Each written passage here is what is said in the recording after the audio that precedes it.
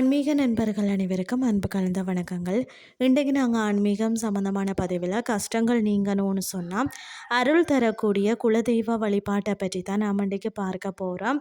நம்மளுடைய குலத்தை காக்கும் குலதெய்வத்திற்கு வழிபாடு செய்ய வேண்டும். அப்படி வழிபாடு செய்தால்தான் வீட்டில் சுபீட்சம் உண்டாகும்.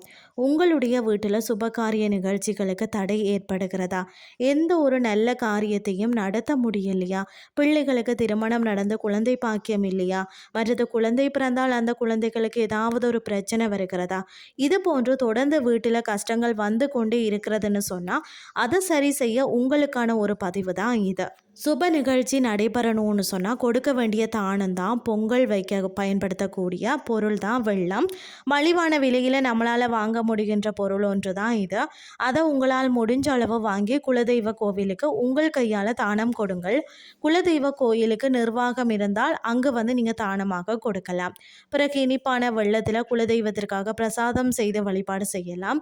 குறைந்த அளவு 1 கிலோ வெள்ளமாவது வாங்கணும். அதிகபட்சம் உங்களுடைய விருப்பம். எப்போதெல்லாம் குலதெய்வ கோவிலுக்கு செல்கிறீங்களோ அப்போதெல்லாம் வாங்கி வைத்த வெள்ளத்தை வீட்டில் இருந்து எடுத்து செல்லணும். குறிப்பாக குலதெய்வ கோவிலில் இருக்கும் இடத்துல இருந்து வெள்ளம் வாங்கக்கூடாது. நாம் வீட்டில் இருந்து தான் எடுத்து செல்லணும்.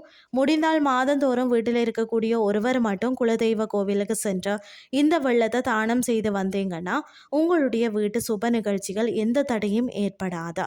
வீட்டில் நடக்கும் எல்லா விஷயங்களுமே இனிப்பான வெள்ளத்தை போல இனிமையாக நடக்கும். மற்றது தீராத சுமை நீங்கள் எளிய பரிகாரம் பார்த்தீங்கன்னா வீட்டில் இருக்கிறவங்களுக்கு ஏதாவது ஒரு தீராத கடன் சுமை இருந்தாலும் தீராத உடல் உபாதைகள் இருந்தாலும் கரைக்க முடியாத கட்டி இருந்தாலும் சில நாட்களையே அந்த பிரச்சனைகள் அனைத்தும் தீர்ந்து போகணும்னா எளிய முறை ஒன்றை பார்க்கலாம் வாங்க. குளம் இருந்தால் அந்த குளத்தில் உங்கள் கையாலேயே ஒரு கட்டி வெள்ளத்தை போட்டு கரைச்சி விடுங்கள்.